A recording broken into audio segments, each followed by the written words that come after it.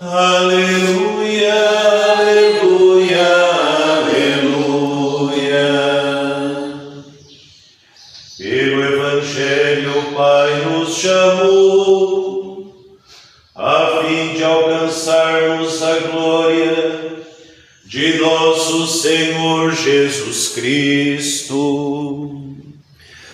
Aleluia, aleluia, aleluia. O Senhor esteja convosco. Está no meio de nós. Proclamação do Evangelho de Jesus Cristo, segundo Lucas. Glória a vós, Senhor. Naquele tempo, Jesus atravessava cidades e povoados, ensinando e prosseguindo o caminho para Jerusalém.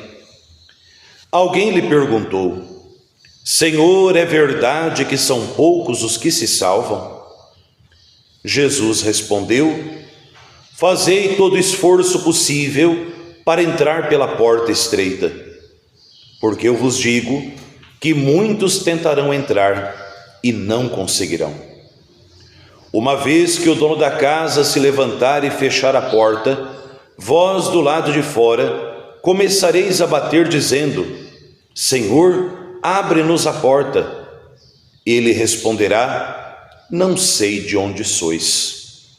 Então começareis a dizer: Nós comemos e bebemos diante de ti, e tu ensinastes em nossas praças. Ele, porém, responderá: Não sei de onde sois. Afastai-vos de mim, todos vós que praticais a injustiça. Ali haverá choro e ranger de dentes, quando virdes Abraão, Isaque e Jacó, junto com todos os profetas no reino de Deus, e vós, porém, sendo lançados fora. Virão homens do Oriente e do Ocidente, do Norte e do Sul, e tomarão lugar à mesa no reino de Deus. E assim, há últimos que serão primeiros, e primeiros que serão últimos. Palavra da salvação. Glória a vós, Senhor. Pelas palavras do Santo Evangelho, sejam perdoados os nossos pecados. Amém.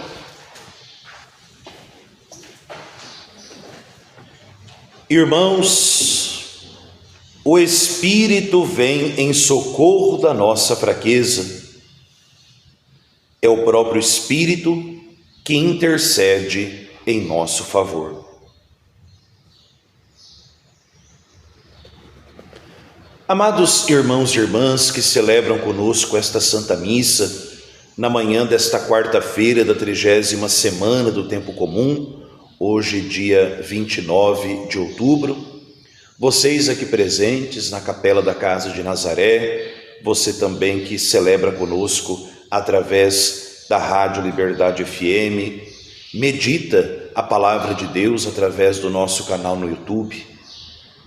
Nós estamos vivendo esta 30ª semana do Tempo Comum, que ela tem como fio condutor a liturgia da palavra que nós ouvíamos no domingo.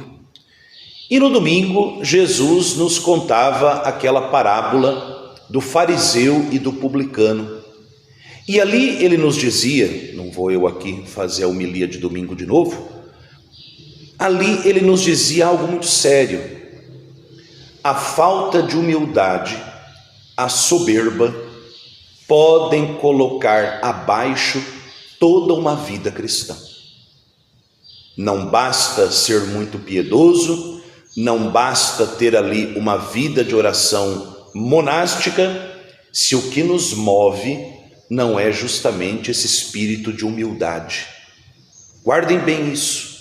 No céu só permanece, no céu só entra quem se parece com Jesus. Isso é um fato. Nós estamos aí para celebrar no sábado a solenidade de todos os santos. Quem são os santos, canonizados ou não? Aqueles que, amparados pela graça de Deus, conduzidos pelo Espírito Santo, aqueles que pela misericórdia de Deus se assemelharam a Jesus durante essa vida. E quando Jesus nos dá a receita da paz, a paz que o mundo clama, mas não aceita, a paz que o mundo suplica, mas que ao mesmo tempo rejeita, Jesus dirá: aprendei de mim, que sou manso e humilde de coração, e encontrareis a paz para as vossas almas. Esse mundo que vive explodindo em guerra, as nossas famílias que muitas vezes vivem explodindo em guerra, as nossas comunidades, grupos, movimentos pastorais que vivem explodindo em guerra, é justamente por falta da mansidão e da humildade do coração de Jesus. Pode ver, em toda raiz de discussão entre marido e mulher, pai e filho, padre e comunidade, comunidade e padre, vizinho e vizinha, não interessa. Na raiz dessa discussão, na raiz desse problema, na raiz dessa falta de paz, existe uma rejeição à pessoa de Jesus. Isso é um fato. Não é à toa que Jesus dirá a certa altura do Evangelho para um grupo de gente: vocês são do diabo. Ou seja, por mais doloroso que seja ouvir isso da boca do próprio Jesus, é uma grande verdade. Dirá o apóstolo São Paulo: Cristo é a nossa paz. Repito, Cristo é a nossa paz. São Paulo não diz Cristo é uma paz. Cristo é a nossa paz. Quando eu rejeito a pessoa de Jesus, quando eu rejeito a palavra de Deus, quando eu rejeito a presença eucarística de Jesus, eu estou rejeitando com Ele tudo aquilo que Ele é: vida, caminho, verdade, paz, reconciliação, mansidão, humildade. E aí começam as guerras internas e externas. Aí começa toda e qualquer divisão. Por isso, o segredo da paz é de fato aceitar a pessoa de Jesus, aceitar Cristo como Ele é, e uma vez aceitando Cristo realmente na nossa vida, assumirmos na nossa própria vida os mesmos sentimentos do coração de Jesus. São Paulo também dirá isso na carta aos Filipenses, capítulo 2, versículo 5. Tenham em vós os mesmos sentimentos de Cristo Jesus. Tenham em vós os mesmos sentimentos de Cristo Jesus. Quando nos falta este mesmo sentimento do Cristo Jesus, aí o diabo faz a festa.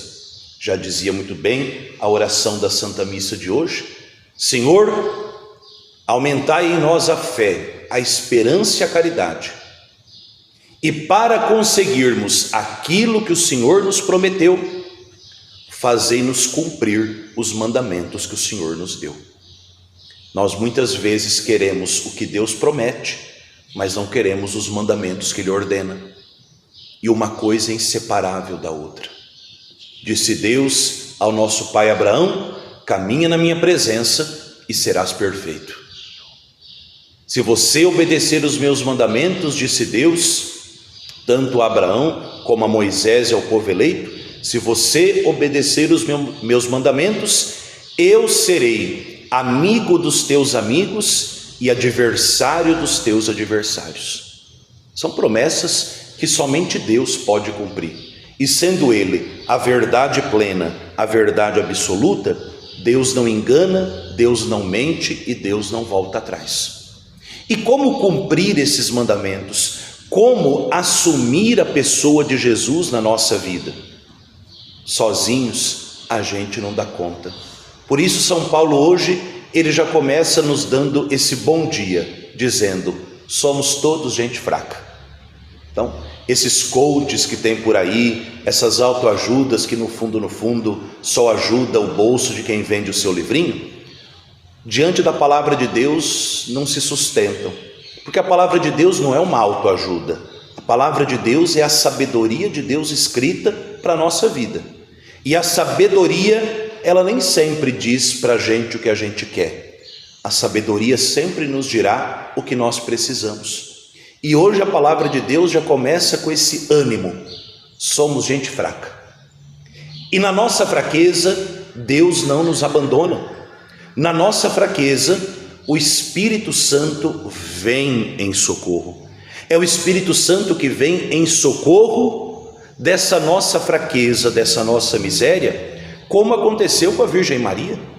Nós que estamos acostumados a olhar para Maria como a rainha do céu e da terra, aquela que pela graça de Deus e pelas suas virtudes enfrenta o inferno inteiro, na Anunciação ela se declara fraca. Quando o arcanjo São Gabriel diz a ela: serás a mãe do Salvador, e ela diz: mas como? E ela assume a fraqueza dela diante de Deus, diante do arcanjo Gabriel. Maria assume essa fraqueza dela.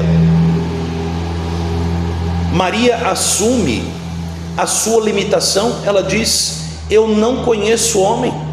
Ou seja, como eu posso ser mãe, se para ser mãe, até onde eu saiba, o caminho é por um lado e você está me propondo outra coisa? E Maria tranquiliza, Maria se joga nas mãos de Deus, quando ouve o arcanjo São Gabriel dizendo: o problema é esse? Se o problema é esse, o problema acabou. É o Espírito Santo que virá sobre ti e o poder do Altíssimo vai fazer a obra.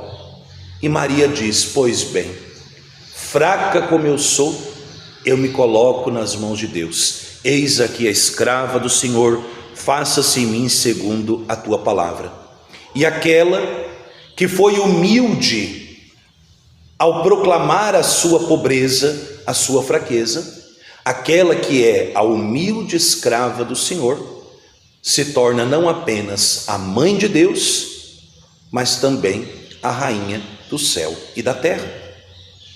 Assumir essa nossa fraqueza diante de Deus é dizer: Senhor, essa palavra que hoje o Senhor disse é para mim, porque na minha fraqueza eu não estou dando conta nem de ser um bom padre, nem de ser um bom esposo, uma boa esposa, bom filho, boa filha, bom cristão leigo nas comunidades, bom consagrado, boa consagrada. Senhor, esse fraco que precisa do socorro do Espírito Santo não é meu vizinho, sou eu.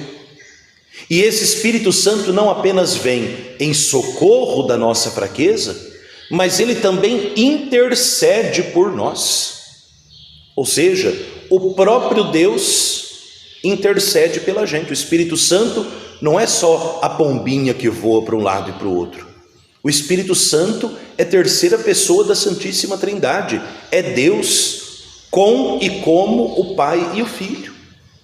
O Espírito Santo é ele que vem na fraqueza e demonstra na fraqueza nossa a força incomparável de Deus. Nós vamos ver isso com os nossos próprios olhos daqui a alguns minutos, na hora da consagração. Olha a fraqueza de uma hóstia. É uma casquinha de pão sem fermento, que qualquer criança, se pegar na mão, quebra, sem esforço algum. O Espírito Santo vai agir na fraqueza da matéria do pão e vai transformar a fraqueza do pão na fortaleza inabalável do corpo e sangue, alma e divindade de nosso Senhor Jesus Cristo. É esse Espírito Santo que vem na fraqueza humana, na fraqueza desse mundo e dá daqui essa força. Olha a fraqueza da água no batismo. O que é uma água? Elemento necessário, sem ele não há vida. Mas a gente olha aquela água, nem dá muita bola para ela. Se a gente desse bola para a água, a gente não desperdiçava tanto como às vezes desperdiça, né? E pensar quantos irmãos que não tem água sequer para beber, né? Essa água que a gente às vezes nem muito valoriza ela, que São Francisco no Cântico das Criaturas chama a irmã água humilde, casta e boa. Essa irmã água, frágil e fraca, pela bênção da igreja, pela obra do Espírito Santo, esta água na pia do batismo, ela tem a força incomparável de Deus, de nos libertar do jugo do diabo, de nos fazer filhos de Deus, irmãos de Jesus. Olha o que diz São Paulo, é esse Espírito Santo que deseja fazer de nós filhos de Deus, para que Jesus seja o irmão mais velho numa multidão de irmãos, ou seja, pela graça do batismo, naquela aparente fraqueza da água, e dentro dessa água a fortaleza incomparável do Espírito Santo, vai nos libertar do jugo do pecado, nos fazer filhos do Pai, membros de Cristo, casas dele, do próprio Espírito Santo, herdeiros do céu. Naquela água que foi derramada na cabeça de uma criança, de um jovem, de um adulto. Querem ver como que o Espírito Santo age na fraqueza? Olha bem para a sua própria vida. Olha bem para a sua história. E veja como você e eu somos gente fraca. E quantas coisas boas, se nós morrêssemos hoje, quantas coisas boas nós fizemos ao longo da nossa vida. Seja um bom conselho, seja a perseverança numa dificuldade, seja uma entrega no serviço de Deus, seja o socorro a uma pessoa que padece, seja o conforto para alguém que sofre. Não sei, cada um sabe, né? É bom a gente fazer exame de consciência das coisas boas também, para poder agradecer a Deus. Agora eu lhe digo, você acha que você sozinho, por você mesmo, por você mesma, por mim mesmo, que nós daríamos conta de fazer alguma coisa boa dessas que nós fizemos? Esse ano, se eu aguentar vivo até dezembro, Deus vai me dar graça de completar 11 anos de sacerdócio. Nesses 11 anos de sacerdócio, quantas confissões eu já atendi na minha vida? E vocês acham que eu, por mim mesmo, tenho poder de perdoar algum pecado? Claro que não. Mas o Espírito Santo, recebido no dia da ordenação, é esse Espírito Santo dado para o perdão dos pecados, que age na minha fraqueza humana em cada confissão, para que te restitua a liberdade dos filhos de Deus.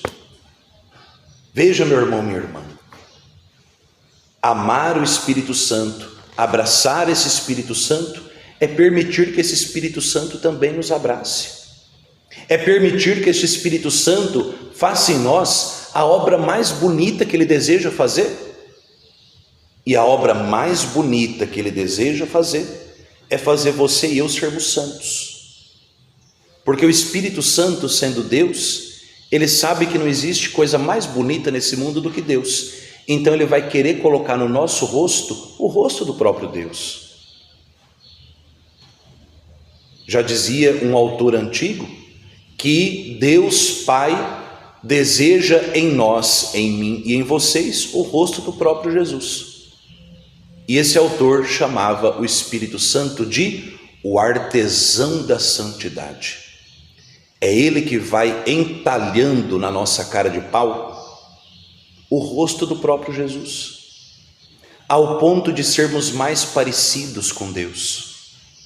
É o Espírito Santo que gerou Jesus no ventre imaculado de Maria. É esse Espírito Santo que deseja gerar o jeitão de Jesus em mim e em você.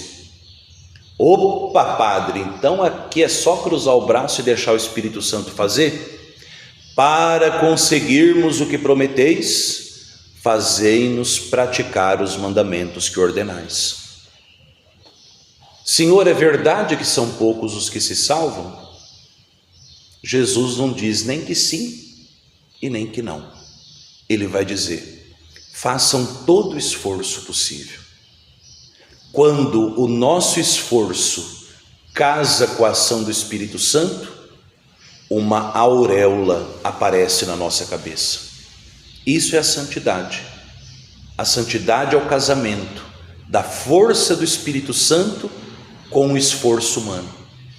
Quando esse esforço humano caminha sozinho, nada dá certo. O Espírito Santo precisa da gente, porque para fazer um santo ele precisa de um pecador.